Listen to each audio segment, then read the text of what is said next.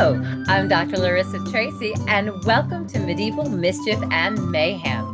I'm your host for this podcast, and it is my absolute pleasure to welcome to this episode Lucy Barnhouse. Now, Lucy Barnhouse is an assistant professor of history at Arkansas State University. Her recent publications include Crossroads of Identity, the Late Medieval Evolutions of a Hospital Community, and co-edited with Winston Black, Beyond Cadfael, Medieval Medicine and Medical Medievalisms. Her book on hospitals and healthcare provision, Hospitals in Communities of the Late Medieval Rhineland, is now available in paperback. She's been a podcaster with Footnoting History since 2013. Dr. Barnhouse, thanks a million for joining us today. Well, it's a pleasure to be part of your Mischief and Mayhem. And I actually look forward to asking you some questions about footnoting history as well. Absolutely. But first, I was kind of hoping that you would explain to our audience a bit about your current research and your areas of specialty. Sure. Well, I'm still doing hospitals. That's a question I sometimes get. Are you still doing hospitals? Are you kind of tired of them? I'm still doing hospitals. I'm looking at hospitals in what is now Poland. Long story, because obviously the modern nation states of Germany and Poland did not exist in the Middle Ages. But I'm moving from one nation state to another, which is involved Slowly making your way through the nation states of Eastern Europe. Right. Well, which is itself a contentious term. But anyway, I'm still doing hospitals, and I'm looking at how hospitals helped to form both civic identity in urban centers, a sense of what it meant to be a citizen of Mainz or Warsaw, and how hospitals helped to form Christian identity, because hospitals in medieval Europe were typically dedicated to saints, whether that was the city patron of St. Martin in Mainz or St. Elizabeth, who is sometimes known as Elizabeth of Hungary, sometimes known as Elizabeth of Marburg, sometimes known as Elizabeth of Thüringen, which kind of points out some of these issues of mobility Right. in the later Middle Ages. And she was also a hospital saint. She founded a hospital in Marburg, having been born in Hungary and then lived in Thüringen as its leader for a while. So Right. And of course, I just interviewed James White about the Holy Foreskin. So we talked a lot about, yes, fascinating episode. So we talked a lot about the cults of saints and the relics and rituals of saints. So the idea that you had saints who become patrons for hospitals is an integral part of the foundation of medical care in medieval Europe, is it not? Well, I'm not sure I would say that it's an integral part of the foundation of medical care, actually. Okay. But we certainly do see spiritual care and what we might label as, purely physical intervention as linked. I would say that the Middle Ages, like our contemporary moment, but perhaps more unlike the 19th and 20th centuries, in the Western world at least, saw all health as interconnected. And they recognized that our health is connected to our environment. It's connected to how much exercise we get. It's connected to how much sleep we get. It's connected in medieval ideas, not just to, one standard of, oh, what is a healthy meal, but rather to an idea of what a healthy meal would be for you. That might be different than what a healthy meal would be for me. And so spiritual, emotional, physical health are all understood as interrelated, and hospitals as institutions, and this is key, came to be counted as religious institutions. So in legal terms, they were like monasteries or convents, and were guided by many of the same rules and the same ideas of being supervised by bishops.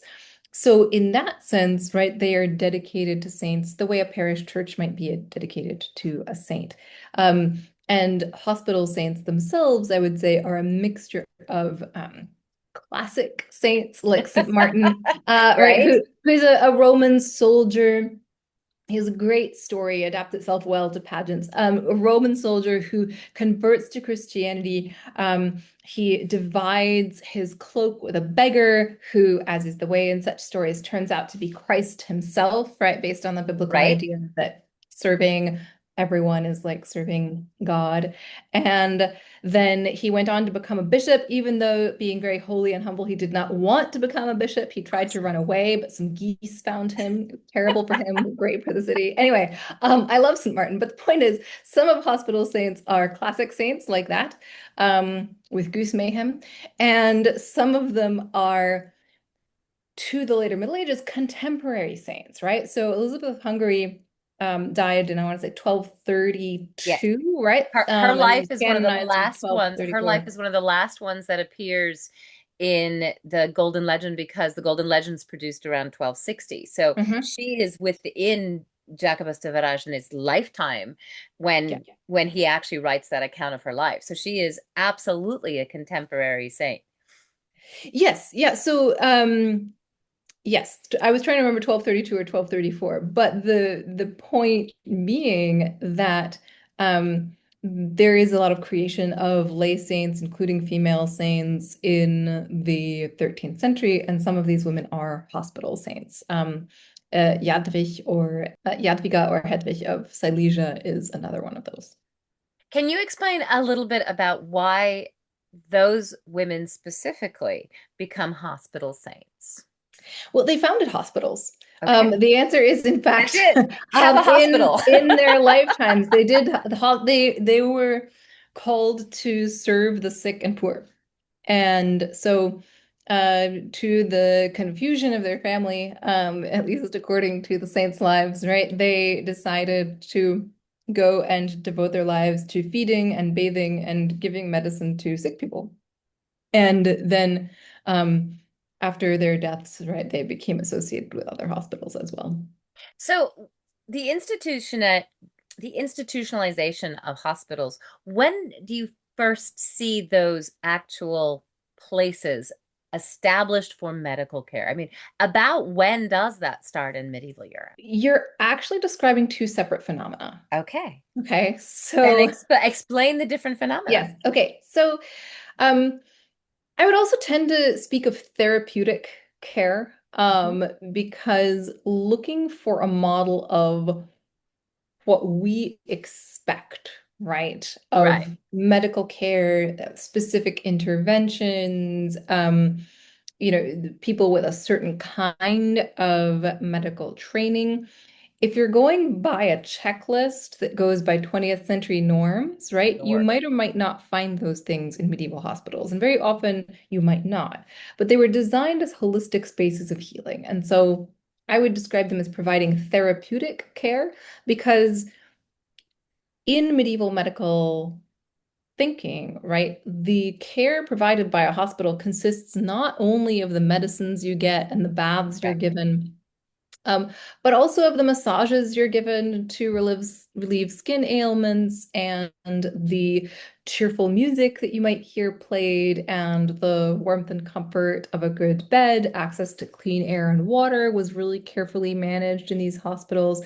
And not least, the daily performance of the Mass at an altar that would be in the same space as the sick beds. So there's spiritual care, there's emotional care, there's physical care, all at the same time. So that somewhat pedantic digression aside.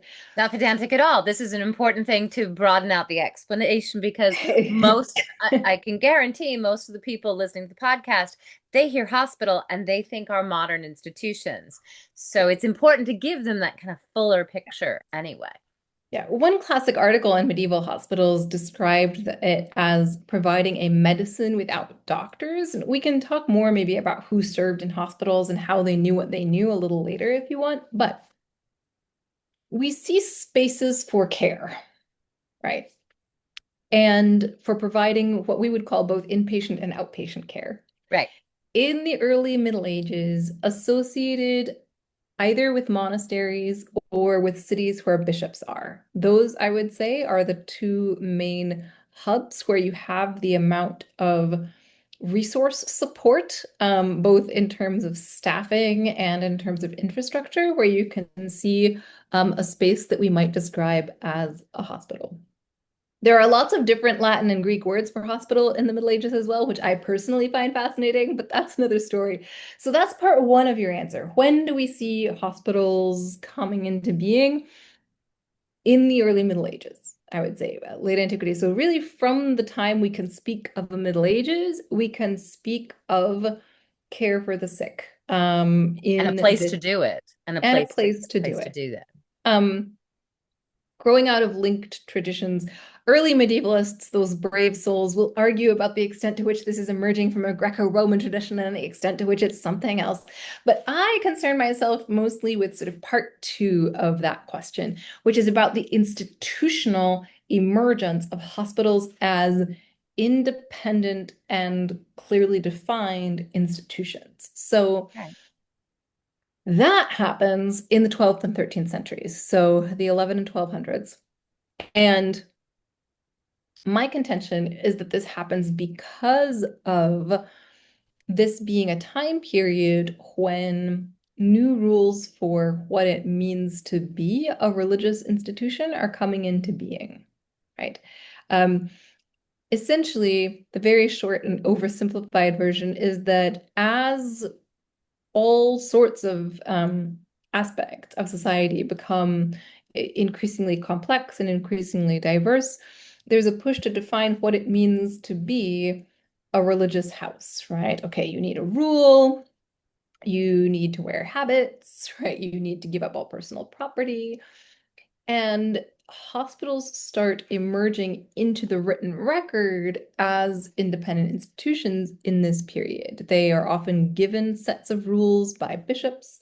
And we find hospitals mentioned in the records often in ways that make it clear that this hospital has been in existence and doing hospital things, providing hospital care for some time, but only with the new sort of sets of expectations about the kind of documentation hospitals should have about what they're doing, do we start seeing fuller records. So what creates that sense of an institution is the documentation of what that institution is meant to do. I would say yes, 100%. That's very interesting because I mean, when I've done work on medieval medicine, and of course, a lot of the medieval medical texts really start coming in from the translations of the Greek into Arabic, and then the Arabic text into Western Europe and through universities like Salerno. That's in the 12th century, late 11th through the 12th century. And do you see a correlation between kind of I guess, the development of the actual medical study of physicians who are not hands-on? Sometimes they are, it depends on where you are, but the physicians and the study of medicine and those institutions. Not really. Okay. So I would identify the School of Salerno and the growth of university medicine as another symptom of the increasing prosperity, complexity, and diversity of medieval Europe at this time, but not something that's directly tied to the institutional emergence and definition of hospitals, which I see instead as being tied to the law of the church. Also, I might push back a little on your definition of actual medicine, right? I would never use that term because, and this is tricky, I would argue that in the Middle Ages, when you have a community of men and women who are receiving largely oral and practical instruction from learned experts in the compounding of medicines and the treating of wounds, right, and the observation of symptoms, while it is something that occurs without documentation, I would say that is something that is analogous to, say, the 70% of the global population that, according to the World Health Organization, receives primary care through traditional rather than clinical medicine, right? So that they are more like traditional medical practitioners than they are like, I don't know, let's say our fictitious neighbor who, saw a YouTube video about essential oils and has now decided that she can cure anything, right? So, right. So I would say we really don't see a dichotomy between university and school medicine and those texts necessarily in terms of how much actual medicine it is and the types of care and work that we see happening in hospitals. Part of the I reason, was gonna say my use of actual was to kind of denote the difference between the theoretical discussions of medicine rather than what is done to physically treat people.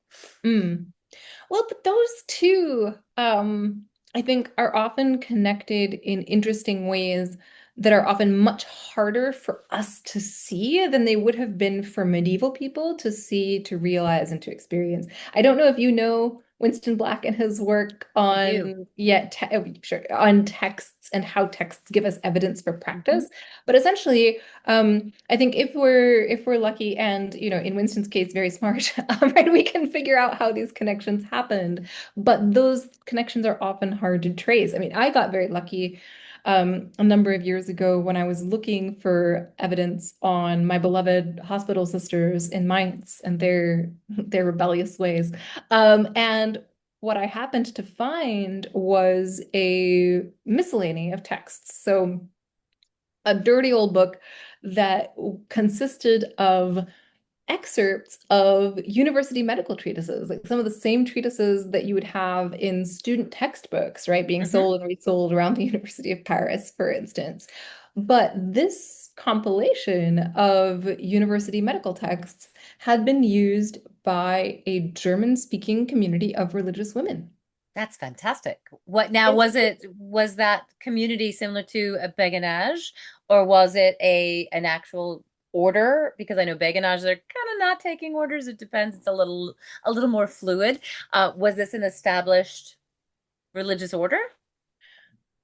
So the thing is that this manuscript is a miscellany that Archbishop William Laud bought up when a bunch of German monasteries were desperately selling off books so that the Protestant Swedes wouldn't burn them in the 30 Years' War. So So it I'm so very it now grateful. lives in the Bodleian then if it's a So it Laud now lives in the manuscript. Bodleian, Yeah, it yes. lives in the So Bodleian. I promised that I wasn't only looking for an excuse to spend a summer in Oxford at the time. I mean, who needs an excuse? But that's fair. Right. Um, uh, so there's no like owner's mark that says this book belongs to the Sisters of, Of course not. but of course not. Our, That our would be lives too would be so easy, much easier if they did that.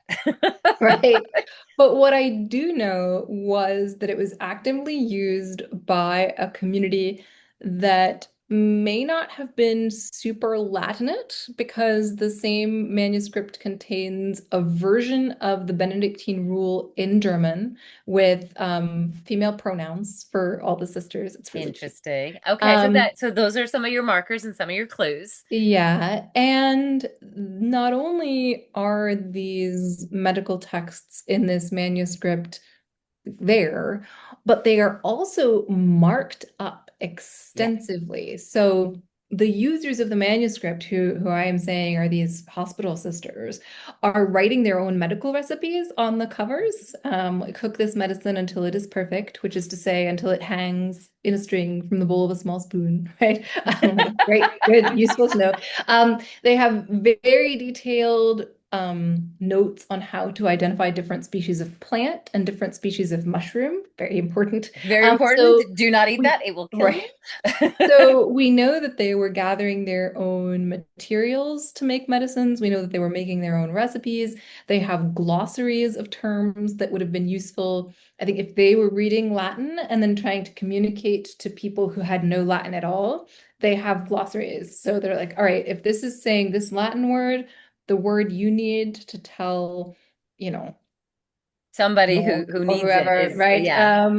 To tell York about what's wrong, is Hals, right? If you're talking about it, yeah. Yeah.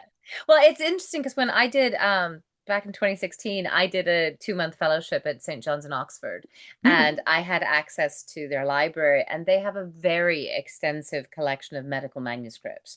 And some of those manuscripts they had, I wouldn't even, they're illustrations. They're not really illuminations because Mm. they're illustrations of Mhm. medical implements, medical procedures, not quite wound man level, but that some of them were also then marked up. They had notes in the margins. They had different handwriting. They had whole sections in the back where people had clearly written out, okay, now this didn't work so well, or this did I work, love that. or Yeah. if you're going, and it was both for surgical practice, which of course is a different practice, especially in England, the surgical practice, and then also the herbal remedies and the wound care. A lot of what I was looking at was for wound care, and a lot of people think, modern people think, that these manuscripts were not practical applications, that they were not used day to day, but of course they were.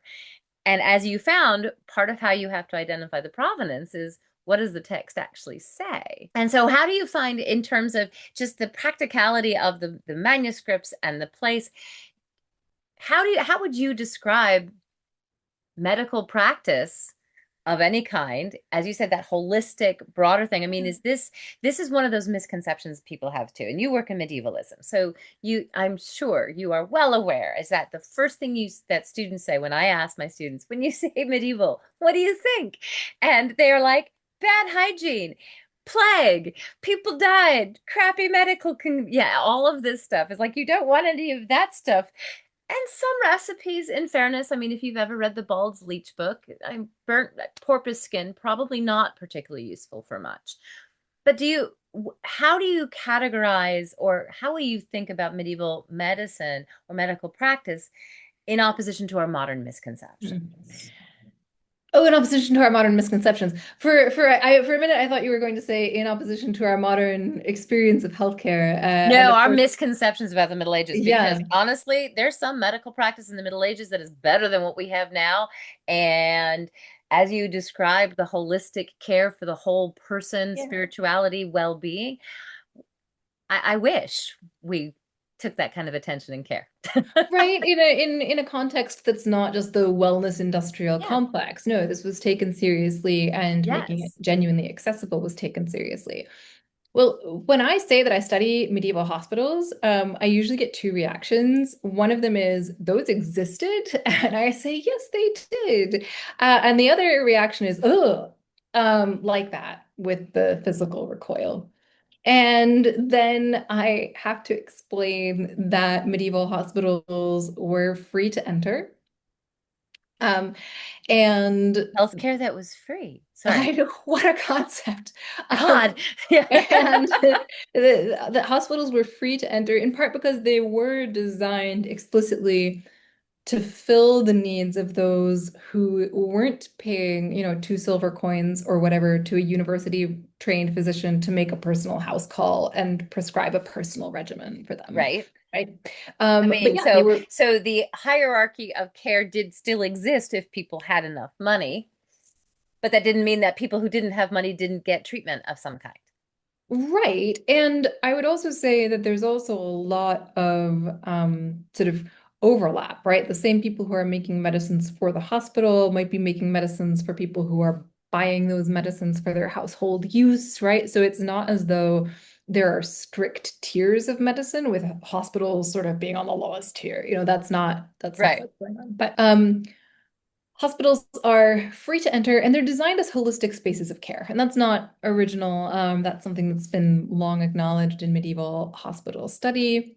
But I would say understanding that medieval hospitals are places that are clean with um, better air circulation than a lot of the places Florence Nightingale was critiquing, for instance, I'm right? sure. Yeah. I think that's important to recognize. Um, Not unnaturally, I think that a lot of people tend to imagine progress as sort of taking place in a sort of line. Like something happens and then we learn something and we get better, and then we learn something and then we get better, and then we learn something and then we get better. And so anyone who knows the infamous story of Ignaz Semmelweis trying desperately to get his Viennese colleagues to wash their hands in the 19th century to stop spreading puerperal fever will say, well, it must have been even worse in the Middle Ages. But that's simply not the case, right? And I Right. think I could go on a whole tangent about how the idea of middle class educated male doctors being convinced that they were much cleaner than their working class female patients, right? That's a whole big part of that story. Um, Feel free to go on a tangent oh, thank you, because, oh, thank yeah, you. yeah, no, go ahead. Because I'm that not is sure an that's so much mischief and mayhem as just me calling out weird 19th century dudes, but honestly, the mischief and mayhem is dispelling modern misconceptions about the Middle Ages. amazing. Well, but medieval people cared deeply about cleanliness, Yes. and they did wash their hands.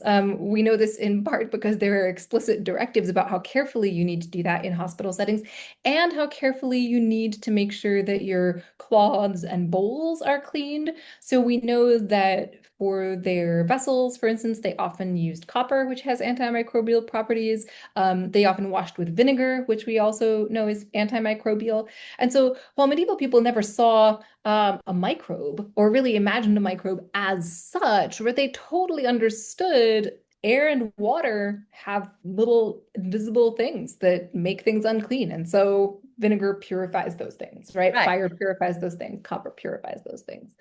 Um, so yes, spaces of cleanliness and care. You might have more than one person in the same big bed, right? You get a big bed and you put more than one person in it, but that was also the norm in homes. So it's not Yes. the case that you're going to the hospital and suddenly sharing a bed with another person, right? Well, Um, it's like people who post illuminations from medieval manuscripts as memes without really understanding the context. yeah. And there was one, I think somebody just recently posted, that had two kings sleeping together in a bed, and they're like, well, I guess in the Middle Ages kings slept together. It's like, yeah, yes, if they needed to share a bed, they might share a bed. Well, and I suspect that the image that you're describing is of the three kings in the Bible story, where you kind of need to have them all in bed together because an angel appears to them in a dream to tell them that King Herod wants to kill them, and that they need to get out and leave by a different way so he can't find them. So they kind of all need to be snoozing in the same bed so that the angel can find them. It's very cute. Every Epiphany, my medievalist friends share Three Kings snoozing memes, and it's great. Yeah, But well, anyway, and that is exactly the idea. So the angel needed to have them together so that yes, he didn't have to go from place to place to place. He could just tell them all right, at once because they're all in the same place. And of right, course, if they're going to travel together, hey, they might sleep together anyway. right, But again, that's a misconception that gets yeah, interpreted in a variety of ways based on our own modern filters. right, right. Yes.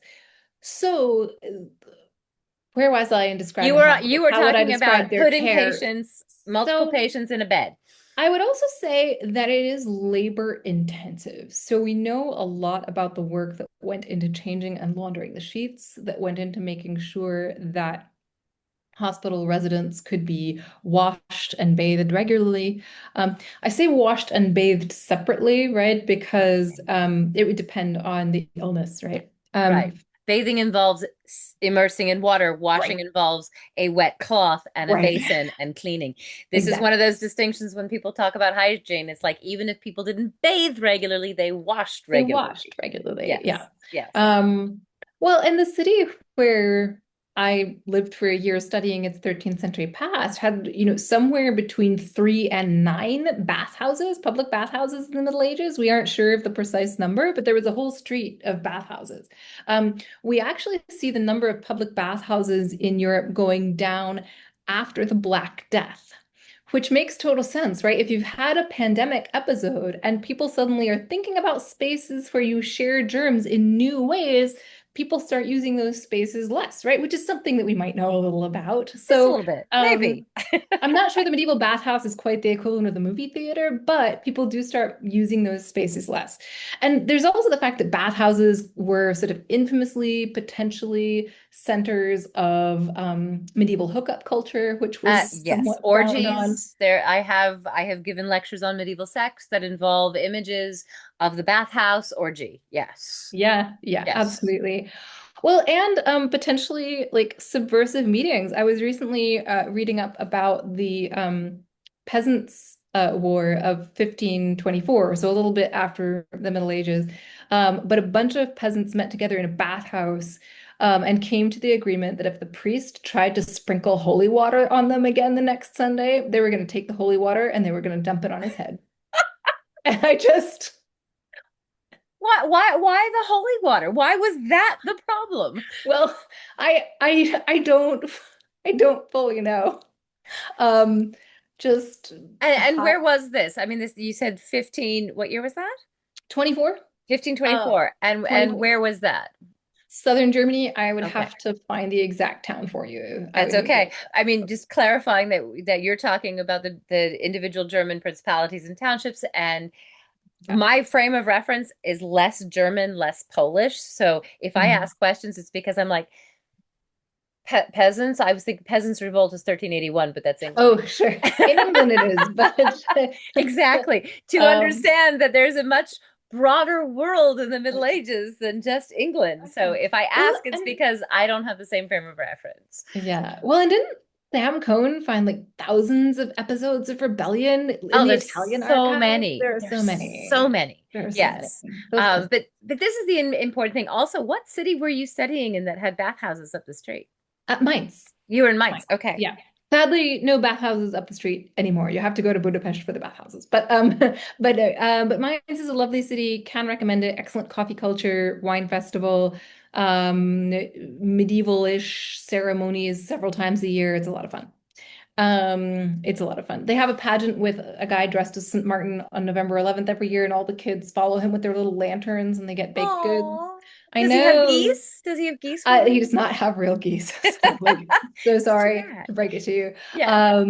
Yeah, and then in the summer on the Feast of St. John the Baptist, they dunk the printers. It's great because that's also the city where Gutenberg was with So the. they dunk the printers. Yeah, they baptize all the printers' apprentices in giant vats. Oh, It's a good interesting. time. Okay. Yeah, And yet they don't have a head of St. John the Baptist. they don't. They They don't. don't. Those are all in France, as far as Yeah. I know. Yeah, They that's are, yes. So, hospital care, in other words, is all-encompassing. One of my favorite manuscript finds, one of the most moving manuscript finds that I came across was in a book of notes on how to take care of different diseases, right? So it's organized in the customary way, right? Top to toe and ailments of the whole body. And one of the ailments of the whole body they're looking at is lepra, which is sometimes translated as leprosy. It's not the same disease necessarily that we would call Hansen's disease today, but there are four manuscript folio-sized pages of notes on how to treat symptoms of lepra. interesting. And there are notes that go also, the way these notes are organized is from the beginning of the patient's day to the end, right? Patient may be an anachronistic term, but they're like, all right, obviously you want good sleep, comfortable bed, clean clothes. Then when you get up, you take this cooling drink. You can have white wine mixed with water, maybe with some borage and some sugar. This will cool your humors. The patient can have as many baths as they want because it's good for the mood as well as for The the skin? skin. And here are I think there are two or three different recipes for decoctions that you could massage into the skin, but that obviously presumes that there are people around to heat the water, draw the bath, fill the bath, help the person to the bath, massage into the skin, right? Here are recipes that are good for eating. And at the end of these 4 pages, right, of description of these really labor-intensive treatment options, it says, for this disease, we know there is no cure. And so you have this snapshot, essentially, of all the ways that from dawn to dusk, staff in a hospital focusing on this terminal disease were focused on Helping them. making life as good as possible. Yeah. A very intensive kind of palliative care, but with the recognition that, we're going to do our best for these people. And that's a very important distinction because, again, the modern misconception, everyone says, oh, leper colonies and the leprosaria, they were, people wanted to stay well aware. They didn't want to have anything to do with it. They were ostracized. But obviously, there were people who worked with people who were afflicted by this disease constantly and in close contact and close quarters. Yeah. And they may not have been aware because my understanding is Hansen's disease is not actually contagious unless you have genetic predisposition. It's not highly transmissible.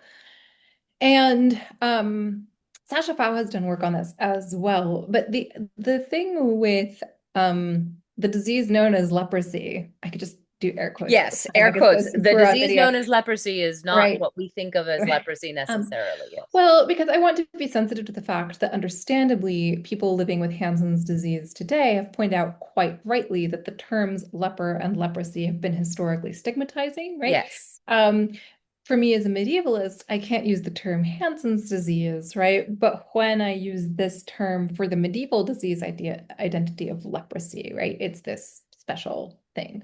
So yes, funnily enough, the idea that medieval leprosaria must have been set apart from the community came into being in the late 1870s, actually at the hands, in the late 19th century more broadly, at the hands of historians who wanted to give the Middle Ages credit for being smart about medical care. It's actually like it's a little bit touching. It also shows the dangers of using our modern filters, as you were saying, for looking at the past.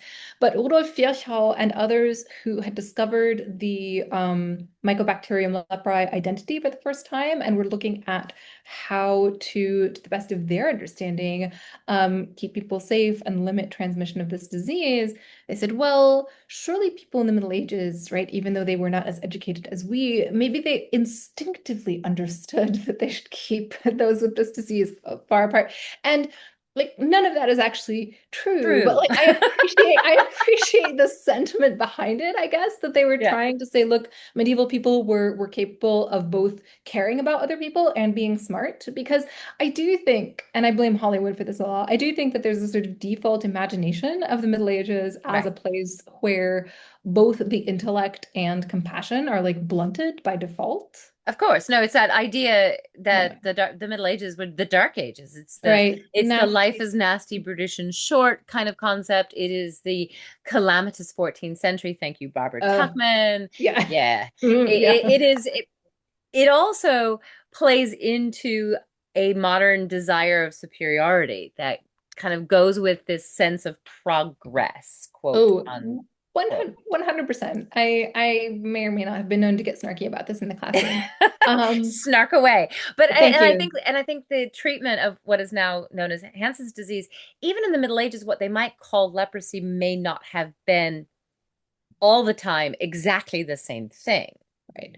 But it was often. So, and an interesting thing about this is that to go by the same treatment records that I was, or treatment practices I was just describing, um, we know from archaeological records that have excavated hospital graveyards, right, that a lot of time, lepra was Hansen's disease, right? Yeah. Sometimes it may or may not have been. Um, and these treatments would certainly have alleviated the symptoms of a disease caused by Mycobacterium leprae, and it would have cleared plaque psoriasis right up. So, if you had visible symptoms that might be consistent with lepra, right, this might clear him up. But the diagnostic tests were really conscientious because they knew that there were any number of diseases that might cause similar discoloration of the skin, plaques. So there was testing for nerve sensitivity as well as visual signs, examination of the breath, all sorts of things. So Um, they didn't just see certain visual symptoms and go, no, leper, put them out. no, They actually take the time for diagnosis and actual right. testing. And yeah, that's another thing. I think it's almost 20 years ago now that Carol Rocklev sort of excavated all the Victorian medievalisms that led to this idea of, lepers going around medieval Europe, you know, going unclean, unclean, and wearing robes and rattling rattles.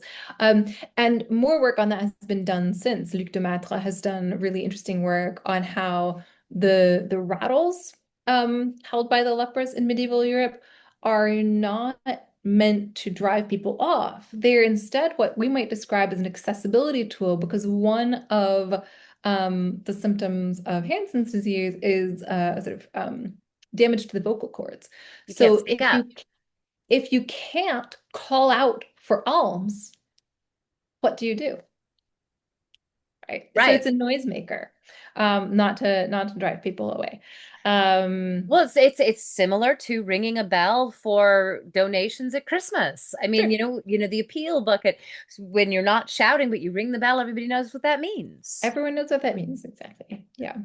Um, so yes, care, extensive. Now, I am talking here about like a subdivision of Europe. If you were in one of the Muslim kingdoms of what is now Spain, speaking of anachronistic nation states, Right? um, you would The Iberian find, Peninsula. That right, yes. you would find a bimaristan. A bimaristan basically just means a place for the sick. And bimaristans are found from the southern Iberian Peninsula through North Africa, up around the Eastern Mediterranean, wherever you go in the Islamic world, often funded by waqfs, by these charitable foundations that fulfill one of the five pillars of Islam. And they are conceptualized in very similar ways, right? They're often founded as explicitly charitable institutions that are explicitly linked to having a religious purpose and are primarily geared at the support of the sick and poor. So Bimaristans there. And the hospitals I'm describing are primarily serving a Christian population. Within the thriving Jewish communities of medieval Europe, care in the home was more usual. I've heard tell of one Jewish hospital in Essen, and I kind of want to track down more information about that. But the information that I have found in the cities of the central Rhineland, which were home to some of the greatest communities of rabbinic learning and thriving Jewish life in medieval Northern Europe, is that there is no evidence that I've found for Jewish hospitals, but there are Jewish doctors. And in Würzburg, a little bit further down the river, there is a record that the Hospital of the Holy Spirit, so obviously a Christian hospital, near the cathedral, had a sort of standing agreement with two generations of Jewish doctors that if there were particularly difficult cases, right, that they didn't feel competent to treat, they would pay a fee to I think it was Joseph first and then his son Simon, and they would come along and consult. Interesting. Yeah.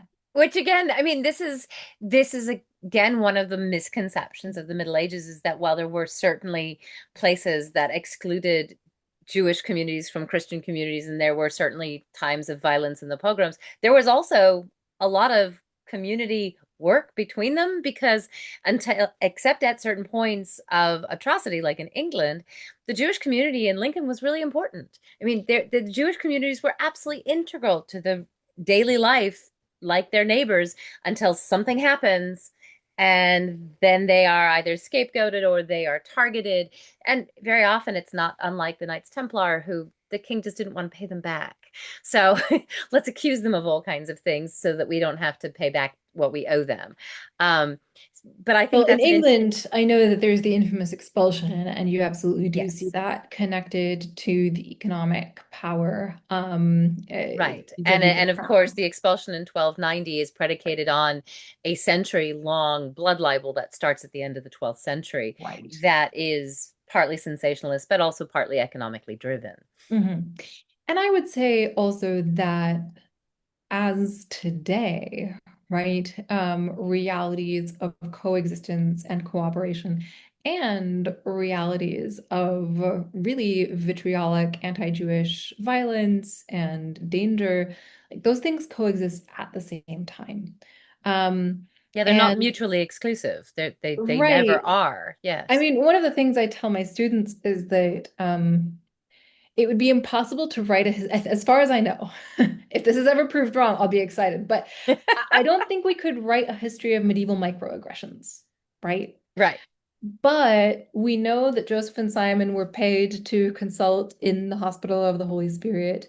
Elisheva Baumgarten, who works at the University of Tel Aviv, has done amazing work on medieval Ashkenaz, and she finds records of things like Christian and Jewish women sharing public spaces, right? And where a Christian woman might go into her neighbor's house to relight her fire on the Sabbath if she knows that her neighbor can't relight her fire herself. Right. Right. So they're all sharing the same courtyard and just like, oh, Rachel's fire has gone out. I'll just go over. Um, yeah, so it's a complicated history, but I think it's worth pointing out when thinking about who receives hospital care that hospitals are positioned in communities that are religiously diverse. And so I'm talking about institutions that are serving at least a nominally Christian population, which is a subset of the population, and that also this isn't all of Europe, right? That there are Right. areas of Europe that are Muslim majority rather than Christian majority. Um, there are some great statutes, right? So during that period where hospitals are getting all those sets of rules defining what they're doing as institutions, there are these sets of rules that suggest amazing things about who might be receiving care at hospitals, if not explicitly excluded, right? So a number of hospitals will say, look, we just can't take pregnant people or foundlings, right? And, that raises questions for me about, how Why pregnant not? people would receive care. Oh, well, Right. I think I do have an answer for that, actually. Remember what I said about hospitals being holistic environments of care? Right. This means that hospitals need to be calm and and and have women giving birth and babies not calm, So not if even you're remotely. managing your noise environment, that is not compatible with care for parturient people and babies. Yeah. And would it not, to a certain extent, I guess a part of the assumption would be that pregnant women would have been treated at home. I mean, they would have had their care at home.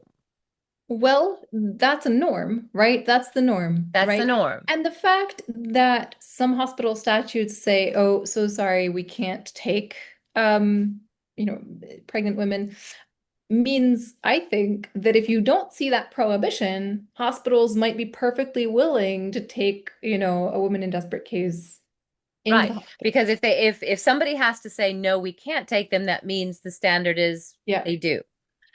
One of my other sort of favorite prohibitions, if you will, not that I like the prohibition, but one of the most evocative prohibitions I've found is on hospitals providing wound care. You mentioned wound care earlier, Yes. for people who had been legally branded. Interesting. So Okay. if you've just received a brand that marks you as a thief in this community, we are not putting salve on it. We're We're not gonna let coming. you let it, we're just gonna let you suffer because you deserve it, and we're not gonna treat that. But that also then means that there must have been places that would have treated it. Right. Right. Right. Because, one of my standard interpretations of medieval anything is that if somebody has to say no, it's because people did. And it is, we have laws forbidding things because people did things. It's like Bouchard of Worms penitential that says, now you didn't insert a live fish up your vagina and leave it there for 2 days, did you? Because that would be bad. Obviously, he said it because somebody did it. I have real questions about that one, honestly. I have to say, based like the Borchardt prohibition I like the most is about putting baked bread in your roof for the elves. Like, you didn't do that, did you? I'm like, well, Well, if it wasn't baked bread I put in my roof for right. the elves.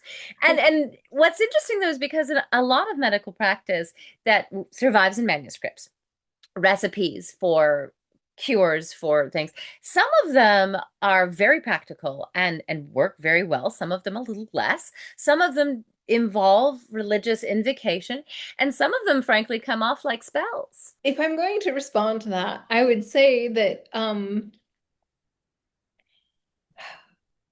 our knowledge of the power of the placebo effect, for Yes. one thing, is so strong that I think that would be one reason to be very reserved about making declarations about what reads like a spell and what doesn't. I say reads Um, like a spell in the modern assumption that Christianity was somehow some kind of overarching, all-encompassing, prohibitive stop on using any other kind of local belief, ah, well, which I do think which is not that true.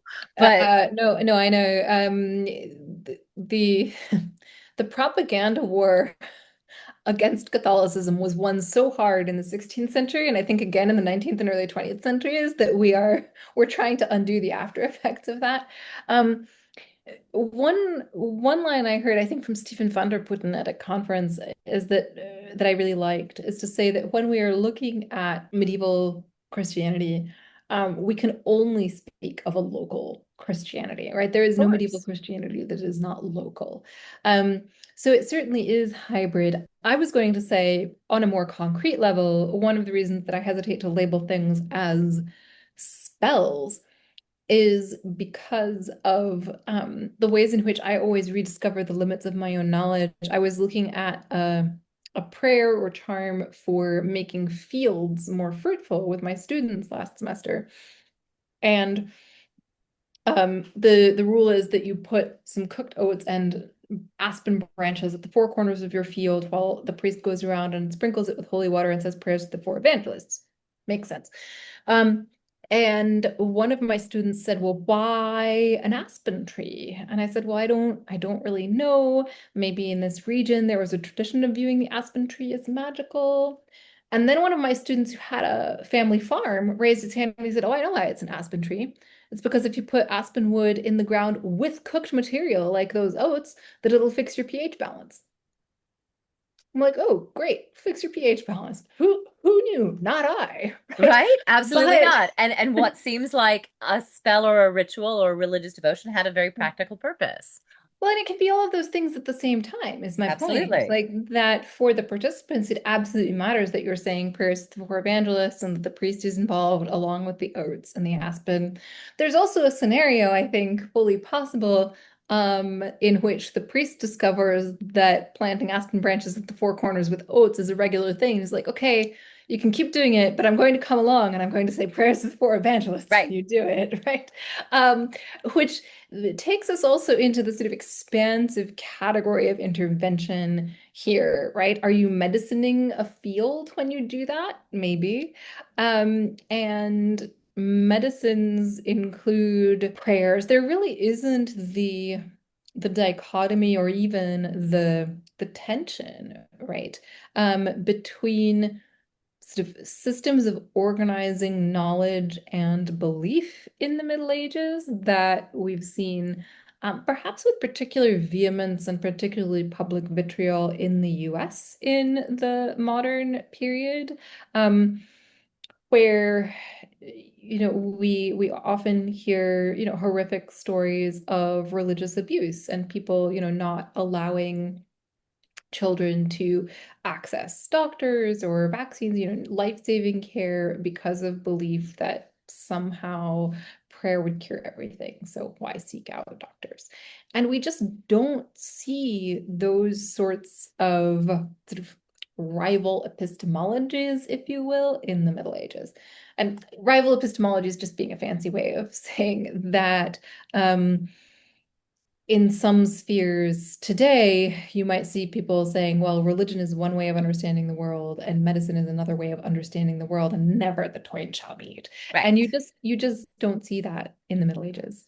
Well, and that's one of the things about syncretism anyway, is that the local traditions Hmm. adapt and absorb to fit the needs of the time. And as you say, the priest might very well have said, right, I know I'm not going to stop you from putting the aspen trees into the ground, so we'll just add our level of prayer and make it official Not and hurting, make yeah. it a Yeah. completely it's an Not official hurting thing now. anyone. Yeah. And that's why there's so many recipes, especially like I said in Bald's Leech Book and the Old English medical texts that have invocations with them, with the idea of, okay, we've got a physical thing that we're producing, a poultice, or we're creating a physical cure, but let's add the spiritual holistic aspect too.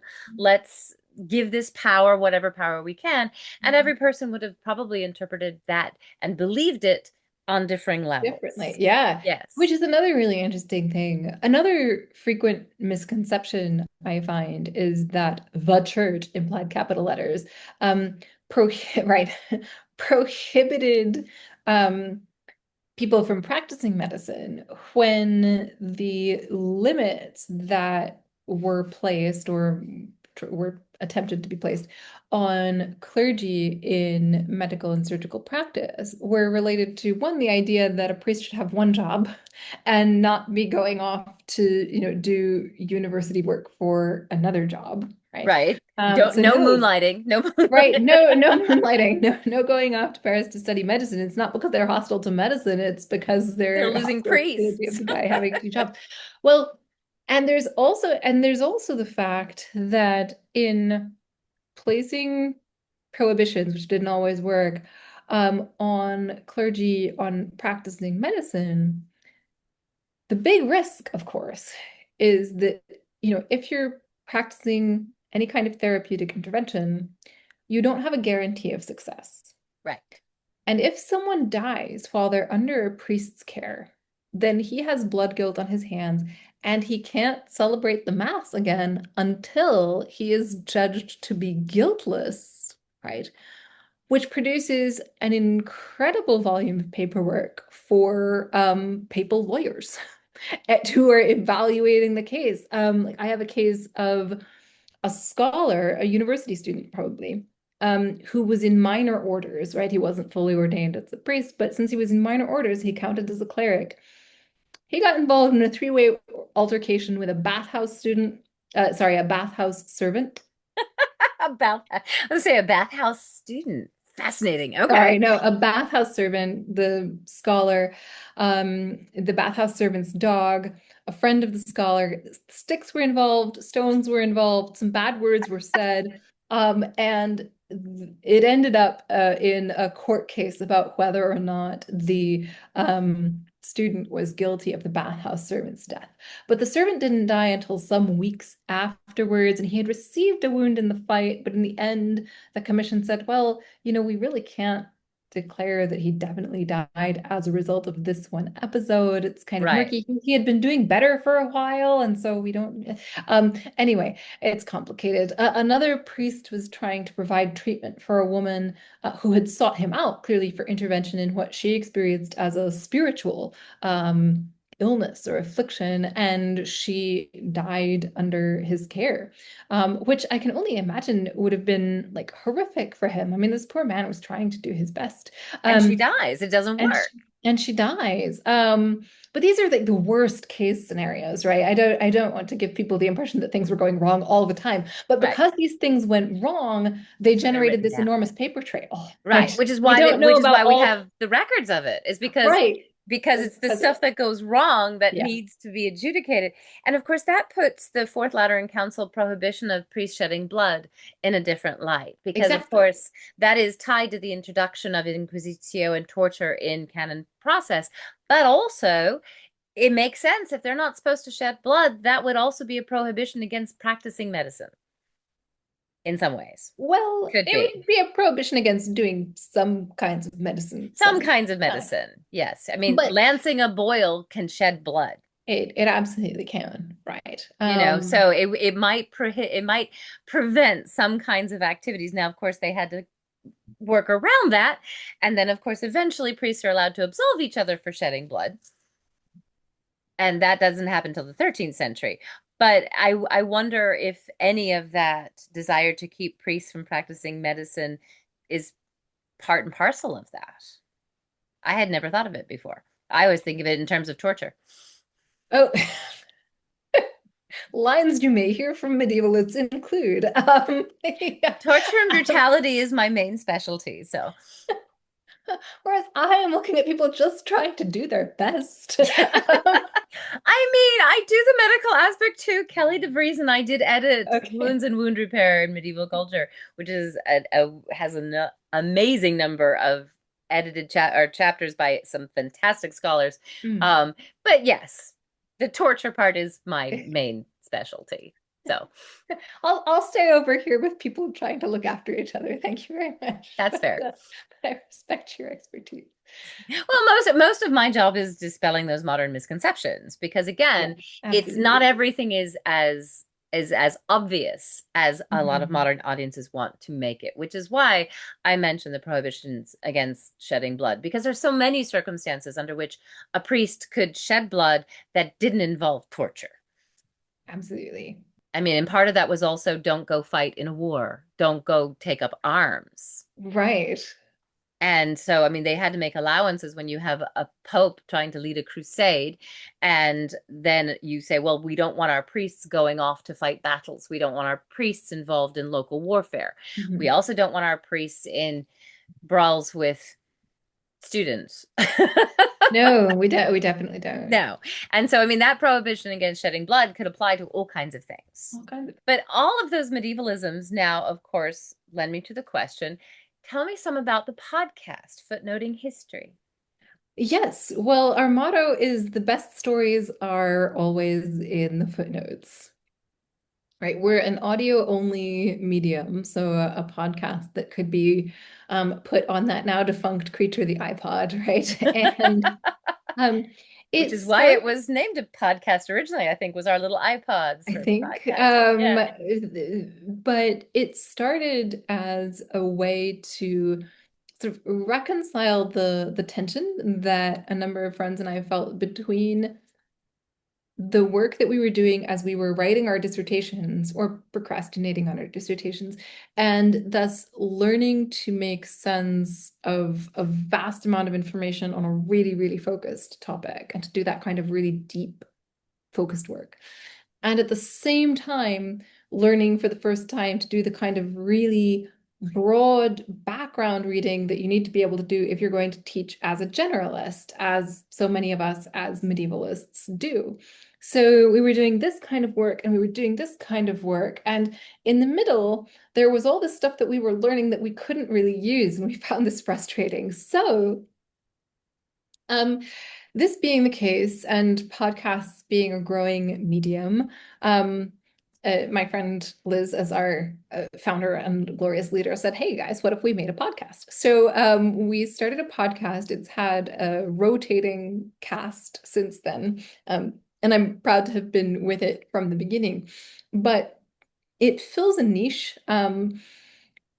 Through being a history podcast actually made by historians, right? Because there are a lot of history podcasts out there, but I think often it's cool story time from people who have found cool stories, but who don't have training in reading historical sources. And Right. there's nothing wrong with, cool stories from history, but if you actually want to learn about history, I think it's important to have some training in how to read historical sources, how to interpret them, how to put them in context. So over time, this has become a much more finely honed affair, footnoting history. But as it stands now, we have 15 to 20-minute episodes. They appear bi-weekly. They appear on YouTube as well as, on our website and wherever you find good podcasts, right? And each episode has further reading notes. So while we can't footnote a transcript exactly, right, you can always go to the Right. bibliography section and find what we're drawing on. And I really like doing it in part because I've discovered in occasionally assigning episodes to students, sometimes as part of projects where they make their own podcast episodes, that it really does help history be more accessible to students who might need to, listen or want to listen to it on a commute, right? Where they can't Right. read text, but they can listen to their podcast episode for the day. But yeah, it's a lot of fun and it allows me to put my generalist research to work in a way. Which, of course, generalism is something we all have to do at some Mhm. point as a Yeah. medievalist. I mean, I certainly have taught many a class on world literature and, medieval literature writ large across Mhm. centuries. But of course, now the importance of a podcast that is, as you say, historians talking about interesting stories because that is very important. And we see more and more of that happening things like history hits. They're actually historians and Yeah, the yeah, a lot of popularizing of fun. history. So that kind of lets me wrap all of this up with one last question. What do you think modern society, the modern world, can learn from the work you do in the Middle Ages? How can modern Mhm. society learn from your research in the Middle Ages?